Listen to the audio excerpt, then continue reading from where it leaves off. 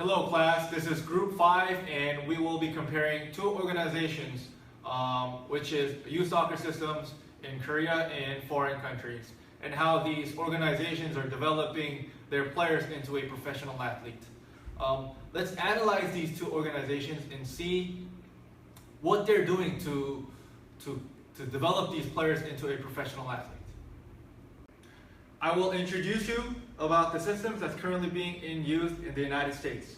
First of all, there are two ways the player could get involved in soccer in the US, which is through high school and club teams. High school teams are mostly played at a lower level than club teams, which is why competitive players prefer to be in club teams than in high school. High school teams have coaches that are not as professional as the ones that are in club teams, and they have limited resources. For example, equipments, cones, and facilities. High school soccer teams are mostly played for leisure purposes. But I want to introduce you guys to US Soccer Development Academy.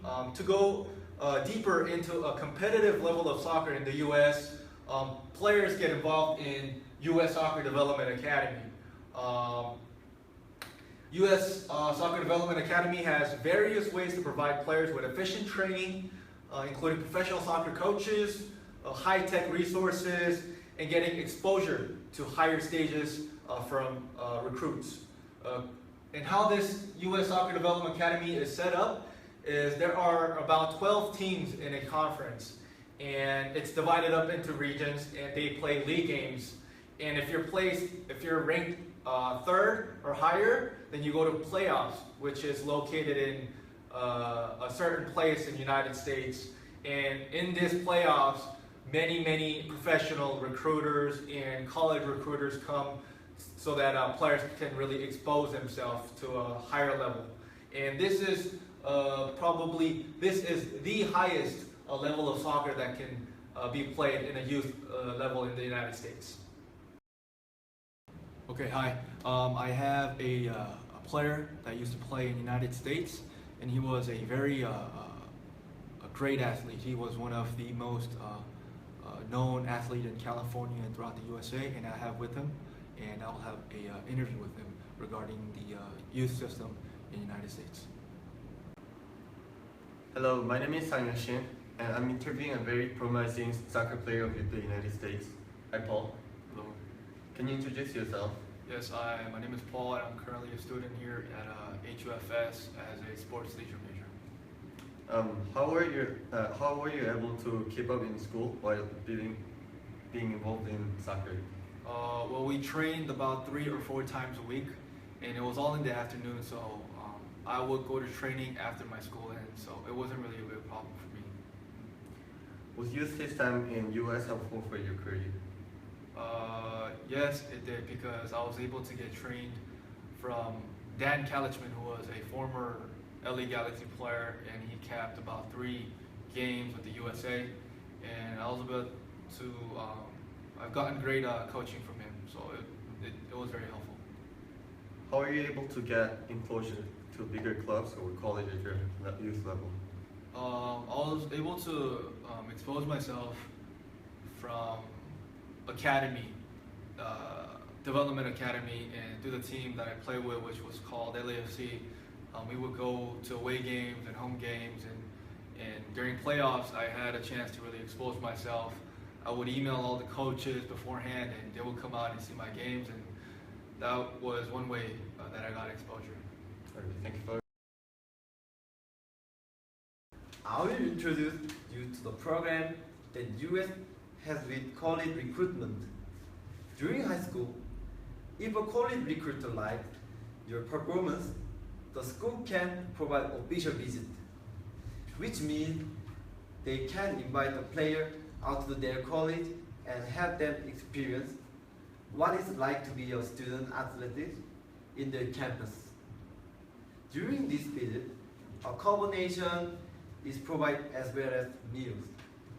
If the college is located where it cannot be transported through the vehicle, they provide plane tickets to players visiting.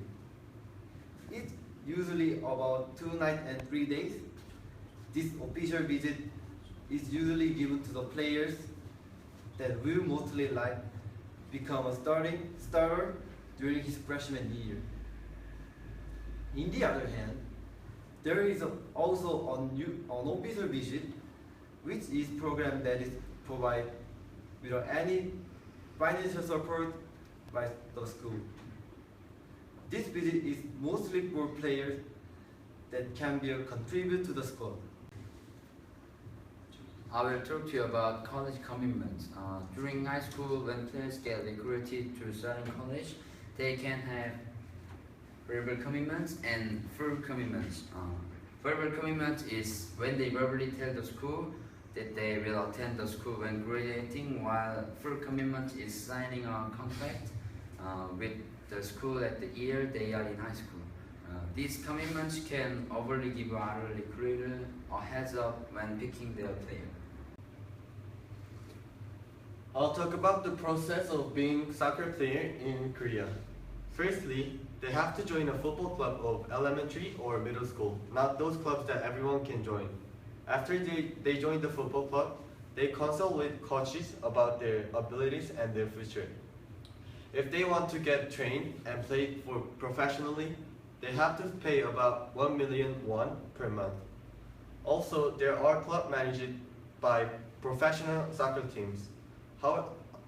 However, in order to join such clubs, they have to pass tests and pay a lot of money to play as well.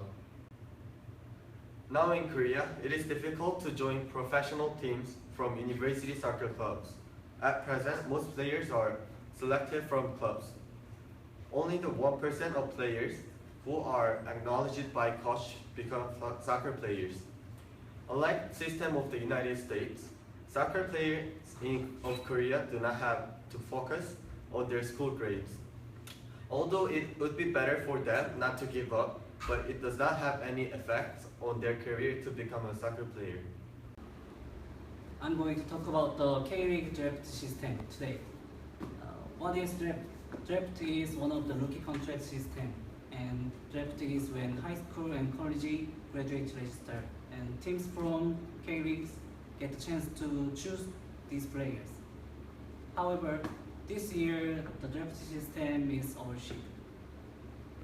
So then why did the draft system is overshot? First, value and import of an athlete are ignored. The players who are selected by team in each round should receive the same salary, regardless of their ability. It goes against the capitalism theory. So many talented rookies are living abroad to be recognized for their value. Now they use the pre-contract system. Players are able to contract with any team through the agent. However, this system also has some problems. First, it can lead to excessive ransom competition using illegal money transactions, and it can also lead to worsening finance of small teams. So we must prevent illegal activities and avoid it using our proper rules and strict punishment. In Korea, when teenagers want to play the soccer, parents pay the money about 1 or 2 million won per month. Besides, when the players get injured or have surgery, it takes money about 3 million won in an annual average. In other words, the whole cost for nurturing their kids as an athlete is about over 10 million won per year. On the other hand, in USA, when it comes to youth soccer, the related organization or association support the whole thing, such as education, food expenses, medical expenses, etc. It means they support them to cultivate superior talents for the future. 안녕하세요. 지금 FC 포르테에서 뛰고 있는 축구선수 석현준입니다. What do you think was the most important thing in your youth club? 제가 생각할 때는 가장 중요하게 여겼던 것은 선수의 성실함과 그리고 또 얼마나 감독님 말씀을 잘 따라서 움직이느냐, 그것을 가장 중요하게 여겼던 것 같아요. 왜냐하면 아무리 잘하는 선수라고 해도 중고등학생이기 때문에 발전이 없으면 프로에서 살아남기 힘들거든요. 그래서 발전할 수 있으려면 선수의 성실함과 그리고 또 얼마나 감독님의 말씀을 잘 따르느냐가 중요하게 여겼던 것 같습니다. What has helped you improve through the youth system? 제가 속해 있던 유소년 팀은 아약스라는 팀도 있는데요. 그 네덜란드 아약스라는 팀은 거의 훈련의 50% 이상이 패스와 컨트롤이었습니다. 그래서 그 패스와 컨트롤이 가장 부족했던 저한테 많은 도움이 되었고, 그래서 지금까지도 정말 큰 도움이 되고 있습니다. 프로 생활하면서도. Do you think there needs to be improvements? 감독님과 코치님들께서 계속해서 선수들에게 자신감을 주었으면 합니다. 왜냐하면 그 선수가 시도하지 않고 도전하지 않으면은 장점과 단점을 찾을 수가 없거든요. 그리고 또 창의적인 플레이가 나올 수가 없어요. 그래서 실수해도 계속해서 도전할 수 있도록 격려해주고, 그리고 창의적인 플레이를 계속해서 펼칠 수 있도록 칭찬해주고 도와주는 것이 좀 보완됐으면 합니다. How were you able to attend school and play soccer at the same time? 제가 학교를 다니면서 축구할 때는 오전 수업만 했는데 그 3교시만 했습니다. 그래서 3교시 하고 나서 오후에 훈련을 했는데 그래서 학업에는 충실히 임하지 못했습니다. What are your future goals when you retire? 아직까지는 대책은 없고요. 그렇지만 제가 정말 지금 하고 있는 일을 너무나 감사하게 생각하고 있고, 그리고 이 일을 너무나 사랑하기 때문에 이 축구 선수를 은퇴하고 나서 또 다른 일을 하게 된다면 이 축구 쪽에서 뭐 발전할 수 있도록 도와주는 뭐 행정 일이라든가 아니면은 에이전트 또는 뭐 감독을 하고 싶습니다. 이 제 답변이 도움이 됐는지는 잘 모르겠는데 도움이 됐으면 합니다. 아무튼 감사합니다. 많이 응원해 주시기 바랍니다. 감사합니다. Hola, me llamo Pablo. Espera, ¿empieza ya? Sí, tomas falsas. Tengo a Gavilán conmigo. Y Gavilán, ¿cómo crees sobre el Corea? Bueno, pues me gusta mucho. Desde que he venido ha sido una experiencia muy buena y cada día pues estoy más integrado en lo que es la cultura coreana.